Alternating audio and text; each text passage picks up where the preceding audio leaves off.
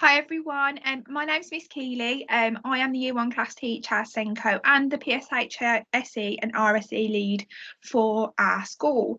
The reason I'm doing this video for you today is to explain the differences in the new RSE curriculum, which actually came into force in September 2020. However, due to the COVID situation, this was pushed back for implementation in the summer term of 2021, which is this year.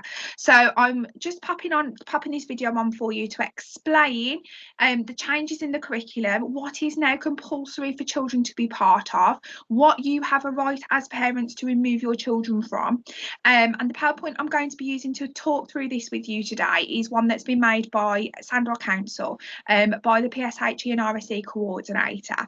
And she's a lovely lady, and she's put all together all of this information for us to go through with you.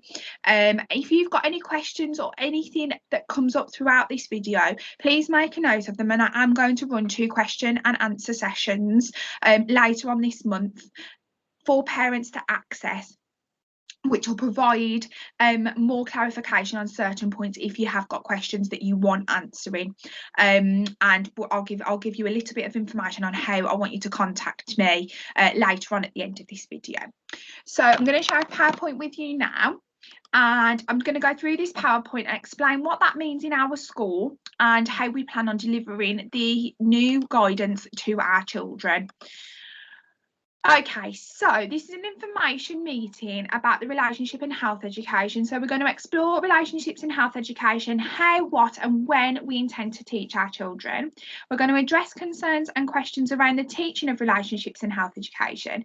And we're going to understand the school's legal obligations and relate to relationship and health education from September 2020. But as I said, due to the COVID situation and climate, we haven't actually got to implement that until summer term this year. Okay, so asking questions, there will be a survey available for you to complete and a follow-up question and answer session. I'm going to do 2. So I'm going to do one on the 23rd of March, 4 till 4:30, and I'm going to do another one on the 30th of March, 5 till 5:30. And if you wish to partake in that question and answer session after watching this video, please email me your email address and I will add you to one of the meetings. My email address is there. It's also going to be on the letter that I've sent out to invite you to watch this video.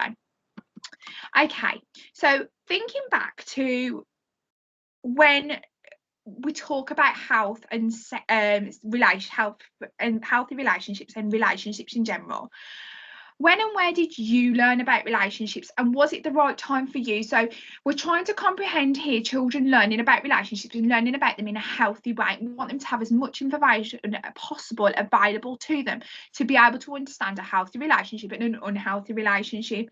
And there's no real way that we can go around this apart from using the guidance that the government has now set out for us. All of the guidance is available on the website. I've put a link for you underneath this video where there's lots of guidance, including the statutory guidance from the government with regards to the health and relationships education. And it is set out in our Jigsaw programme, which I'll go into further detail on thingy. But having a think about when you were little and when you were primary school age, how did you learn about relationships, and was it the right time? And thinking about, was there anything that you didn't understand or were frightened or unsure about? And we're trying to take that away from the children now. So the guidance is amazing. It sets out clearly what we're expected to teach children about relationships and healthy relationships, and wanting to know if they're healthy and unhealthy. And the world has changed a lot since when we were younger and when we learned about relationships and building healthy relationships. Okay, so since 2000 we have had lots of changes in society, okay, and the life experiences of children by the end of year 6 have changed dramatically since 2000. Okay, so human rights has changed and the expectation for children to know things has changed a lot since the year 2000. A lot of things have changed, such as family structures, including the increase of divorce and unmarried couples. Single parent families have increased, same-sex families have increased. Okay, so that's a big change. FGM and Female Genital Mutilation Act was introduced in 2003, and actually it's part of the Serious Crime Act now in 2015, with parental liability and further protection and responsibility around preventing FGM has increased, and we now at school have a duty of care to children if we think that things have happened in regards to that, so we have to report that. So a big change and a big shift since 2000, since FGM is becoming more recognised and more is in place now to support children from that. Marriage and civil partnerships have changed, and the definition of marriage has changed to include same-sex couples. Pregnancy and maternity and parental and paternity rights have changed, so fathers are now allowed to have more time with their children. Black Lives Matter campaign has been huge recently, and there's been a lot of change around the movement of Black Lives Matter and the identification of racism in different things like football and within different sporting, as you've obviously seen players taking the knee. There was a lot of protests as well around the countries with regards to what was going on in America. Religion and belief, there's a lot of reduction in religion and people attending religious ceremonies, and sexual orientations have changed a lot, so people are a lot more comfortable with saying they're LGBTQ, and there is a lot out there now around that, so a lot has changed since 2000. And experiences, so what life experiences are children likely to have experienced by the end of year 6? Okay, so there's lots there. They might have experienced hate crime, they might have experienced Facebook and YouTube and Instagram. Okay, they might have experienced dares and becoming part of their peer group. They might be experiencing anxiety, they might have experienced bullying, puberty might have hit and caused them. They might have decided that they're going to become healthy eaters, they might be going down the vegan route, they're taking control over their lives, experiencing money for the first time. They know the rules around alcohol and smoking and taking drugs and what we should and shouldn't do. They're more aware of that. They might be young carers, so they might be caring for a family member that's got that is disabled or that needs some extra help. They're going to experience that stress of exams and things like that. They're going to be noticing more the rainbow flag around, and a lot of social media campaigns have come through with that, and a lot of supermarkets are supporting it as well, so they'll see that in a lot of the press. Okay, so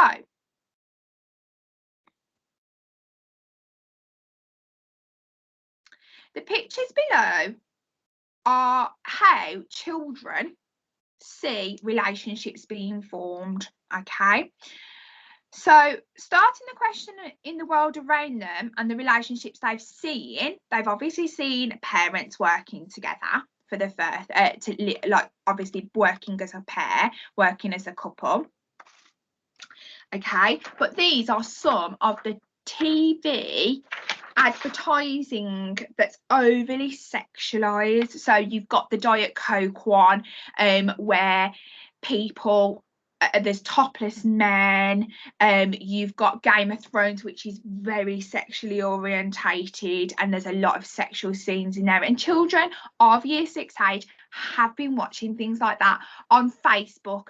Obviously there's models that are posting pictures as well, and YouTube and Facebook and video games use violence and things like that to sell themselves. So Fortnite, although albeit a animated thing, is actually a very violent game, hence why it's got 13, the age range of 13 on it, because it shouldn't be exposed to children younger than 13. TikTok is another main one currently at the moment that's out there, and that's exposing our children to a lot more than potentially we would like them to be exposed to as well. A lot more violent, silly things happening on there, people doing dares on there, TikTok challenges which aren't the most appropriate for children of primary school age to be completing. So these are some songs that are sung around school by children, in particularly in the higher key stages, and these are some of the words that the children are actually singing whilst they're singing these songs.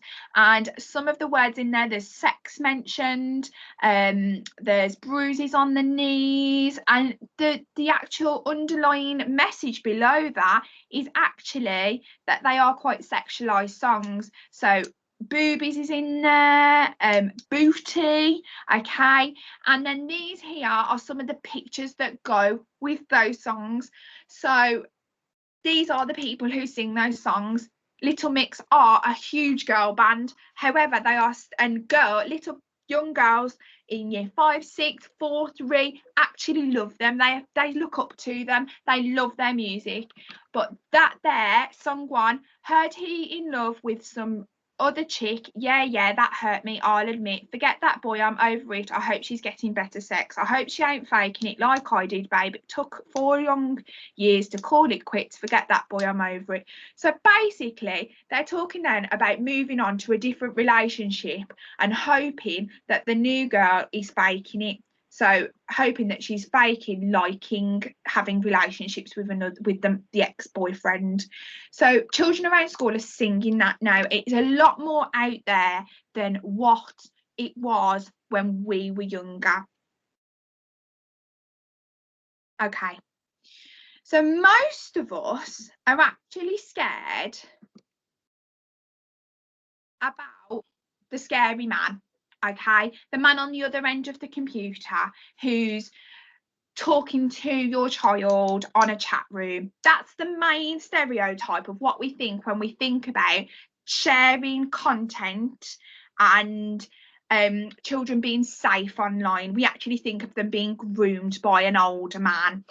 So hi, you sound really cute, how are you, what do you do, what do you like doing at school? So that's a girl chatting to this man. Hi, I'm 14, I'm a bit of a fitness fanatic and I often go powerlifting after school. And clearly you can see that he's not.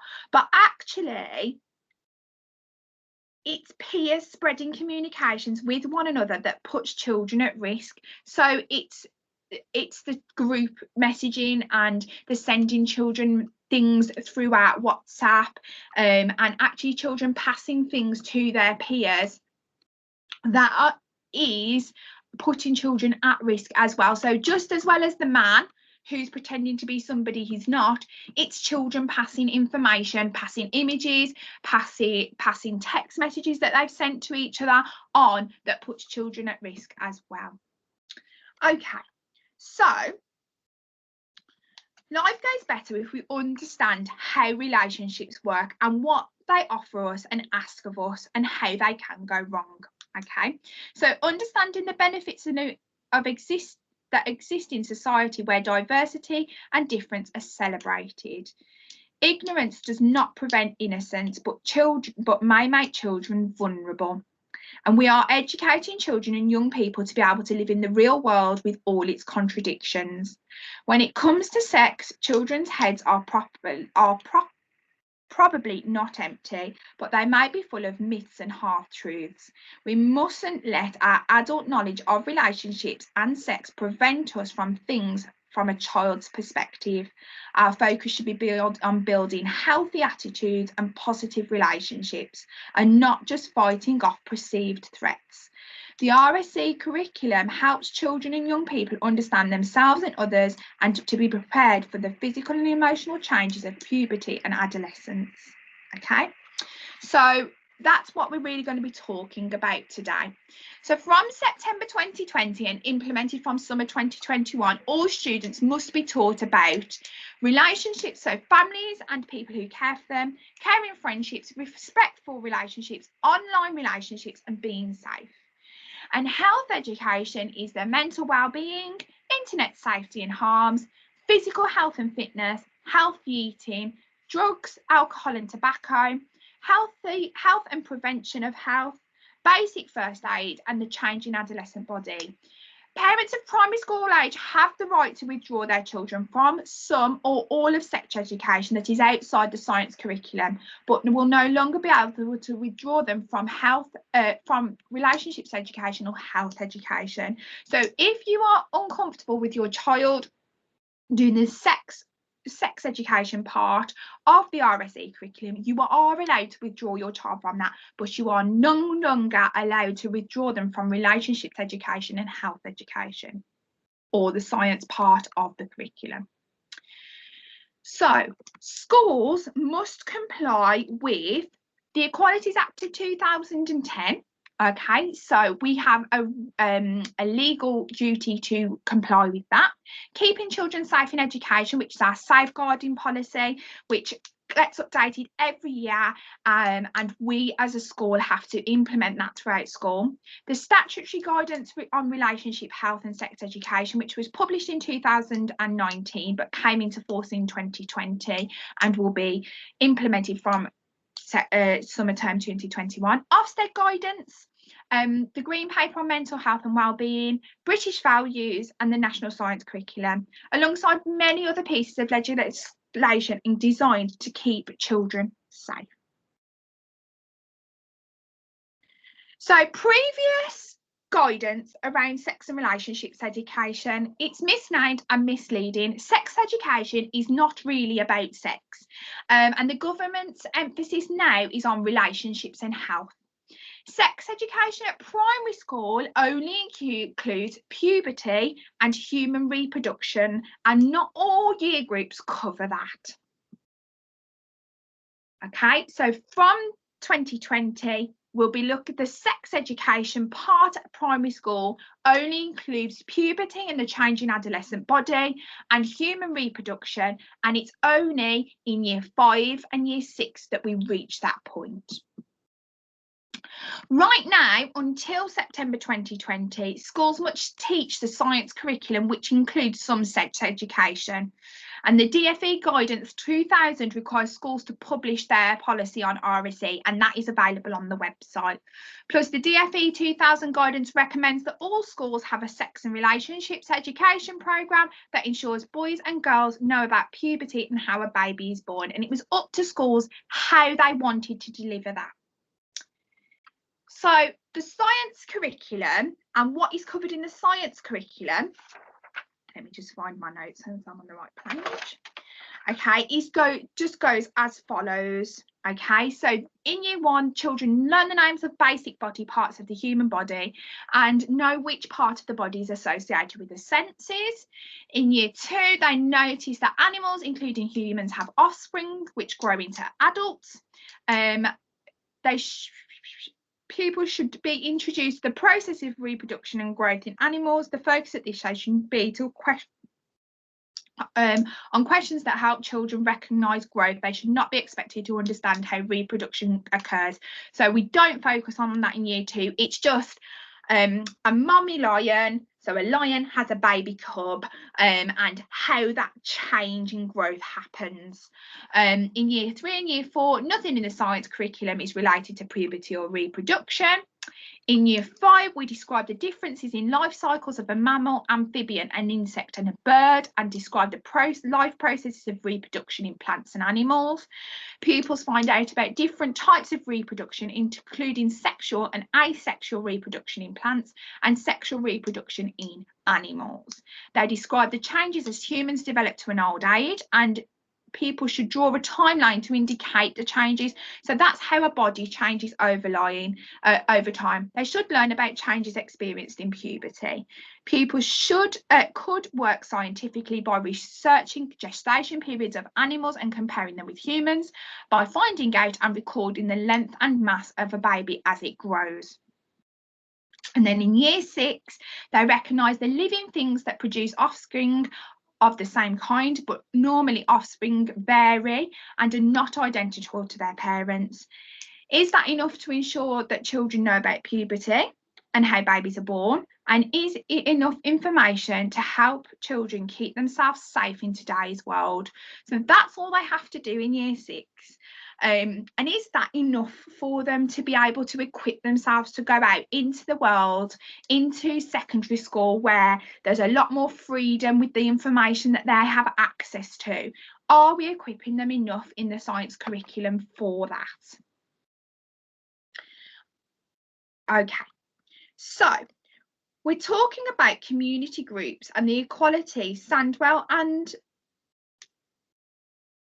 the different networks have around resourcing. Okay, so staff at school are being trained, and we are having training from Emily Morgan, our advisor. So staff know exactly what has got to be delivered through the RSE curriculum. We're all safeguarding trained as well, so we know what we know what we are looking for, and if we're worried about children, and we know what we should be doing to keep our children safe.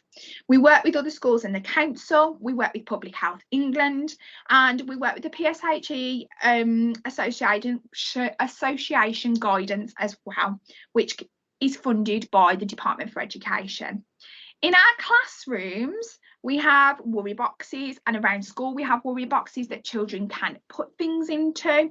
We use the jigsaw approach in our school, which gives children a lot of time to express their views, to ask questions, to question life as well, so that they have the most information that they can to go forward in life. The Jigsaw programme is very, very well planned out. It gives children the opportunity to talk, to ask questions, to question things that happen in their lives, and children are also very comfortable with their teachers and talking to their teachers. We have lots of project-based learning as well in Jigsaw and in our RE curriculum as well, and we highlight who children can talk to, so parents, trusted adults, teaching staff in school.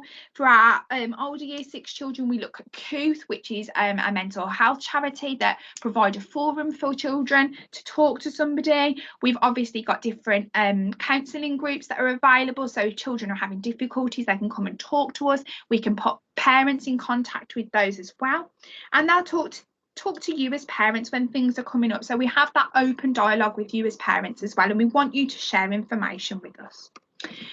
So Jigsaw is how we're going to teach RSE, and RSE is going to be enveloped into our Jigsaw approach.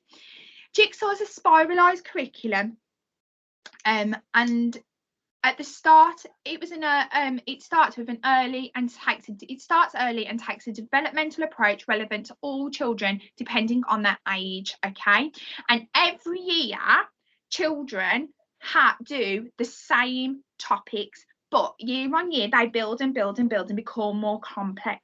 Okay, so there on the screen you can see the different schemes that they go through each half term, and on the right side of that, you can see that those are the golden threads. So relationships, values, mental health, self-esteem, social skills, and safeguarding are the golden threads of the Jigsaw approach. The Jigsaw approach throughout school meets the DfE statutory requirements for the PSHE programme, relationships in the relationships puzzle, but also throughout we start building a positive relationships with ourselves. Health education is addressed in Healthy Me, and additionally Changing Me covers puberty and human reproduction, specifically in year 5 and year 6. So Being Me in My World is a sense of belonging, welcoming others, building the positive nurturing ethos of our school and being part of a class, being part of a community and being part of a wider community and a global community, understanding rights and responsibilities, including human rights, working and socialising with others, school council and having a pupil voice, and the Learning Charter provides rights, responsibilities, rewards and consequences for children in school.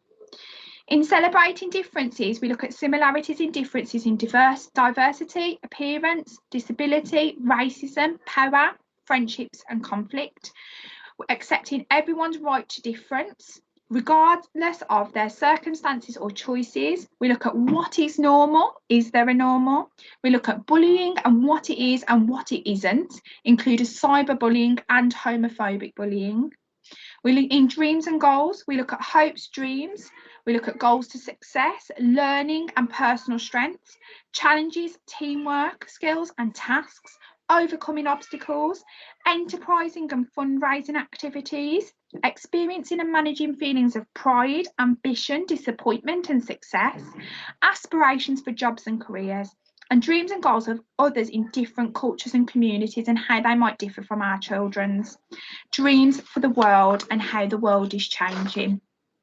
In Healthy Me, which is Spring 2, which is currently where we are, we look at emotional health. We look at relaxation, being safe, friendships, mental health skills, body images, relationships with food and managing stress.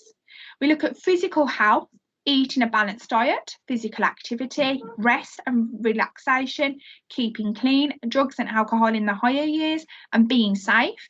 And with regards to year 1, we look at things that are safe to touch in cupboards, for example, bleach bottles, etc., and pill bottles that children that are in lower cupboards, and as they get older, knowing not to be touching those bottles. And we look at first aid. In relationships, which is summer 1, we look at families, friendships, love and loss, memories, the grief cycle, pets and animals, safeguarding and keeping safe, attraction, assertiveness, conflict, our own strengths, our own self-esteem, cyber safety and social networking, roles and responsibilities in families, including stereotypes, communities and wider communities.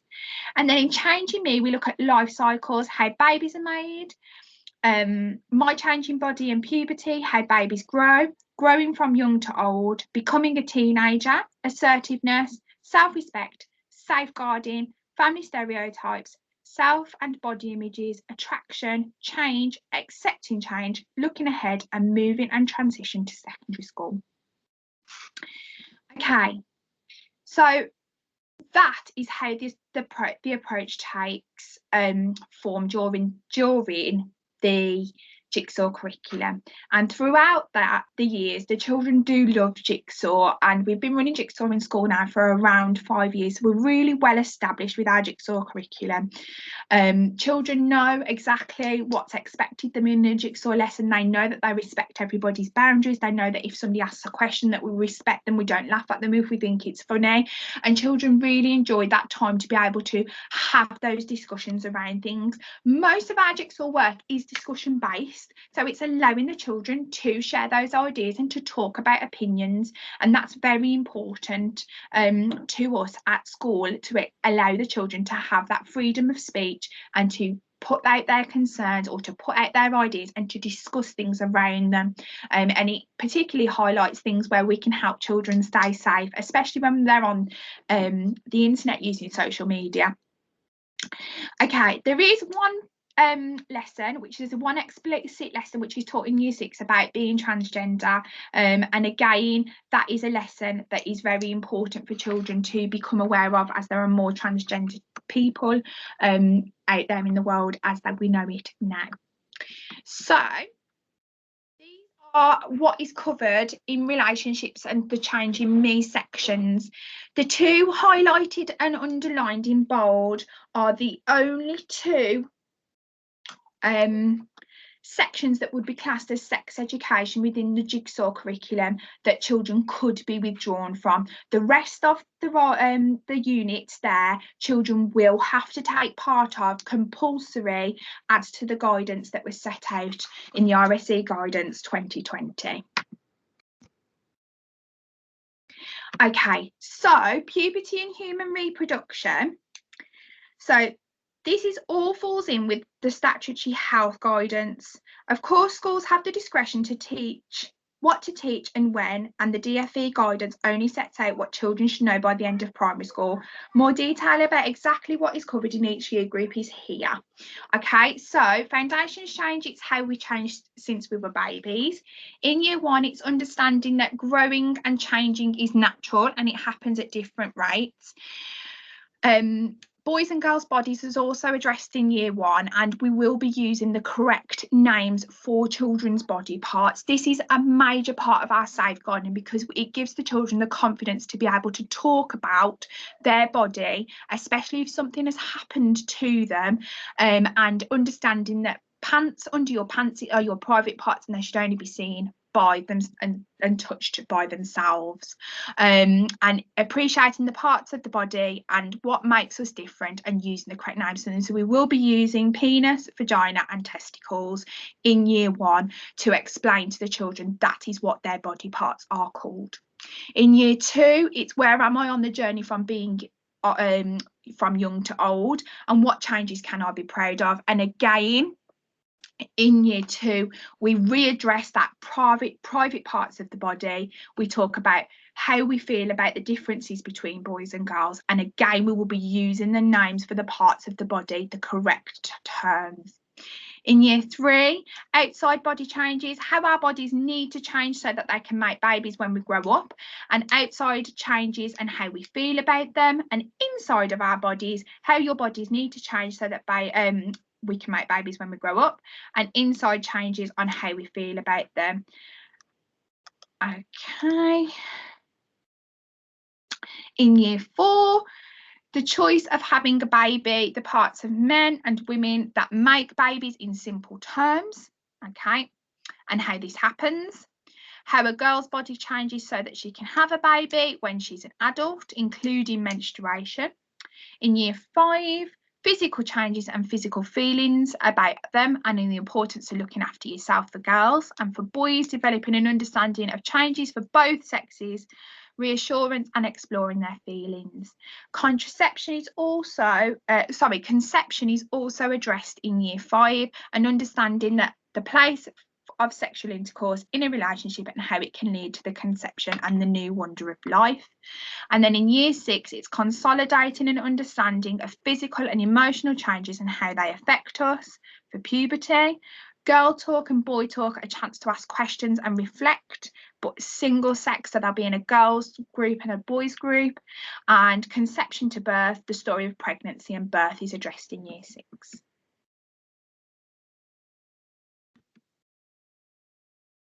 Okay.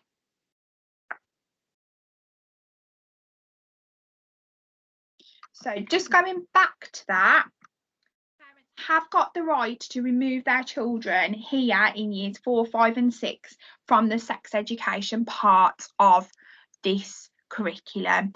However, they cannot remove them from the health part. So these parts that have been highlighted to you from year 4 to year 6, parents can have the right to withdraw their children. Okay. So the curriculum needs to be representative of all communities in Sandwell. We are not teaching we are working with students and including their views. So we're not going to be teaching at children, we're including them. We want to know what they want to know as well. And we're promoting equality and not being specific, not bringing specific curriculum references, but we're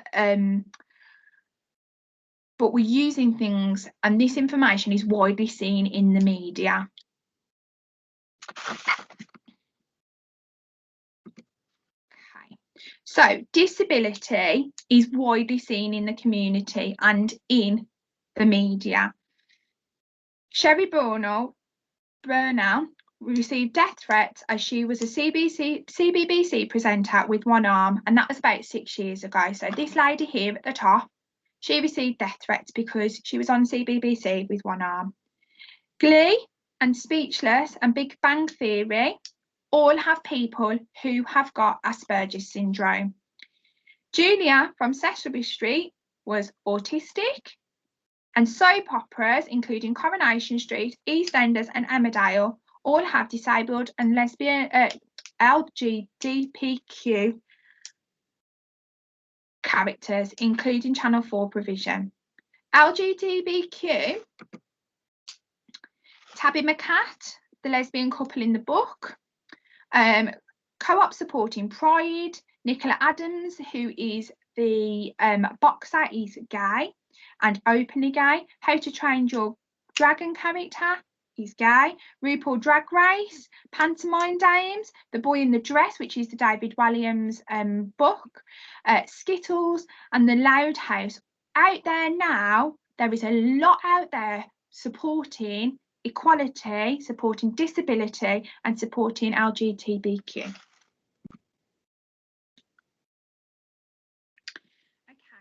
So, keeping children safe.